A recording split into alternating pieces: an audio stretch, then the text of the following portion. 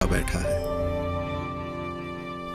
लगभग 150 साल पहले सन 1862 में कप्तान जेम्स फोर्सिथ, जो सतपुड़ा के पहाड़ों में स्वतंत्रता सेनानी तात्या टोपे को ढूंढते हुए आए थे, वहीं वे पहुंचे सतपुड़ा के बीच बसे पचमढ़ी गांव में।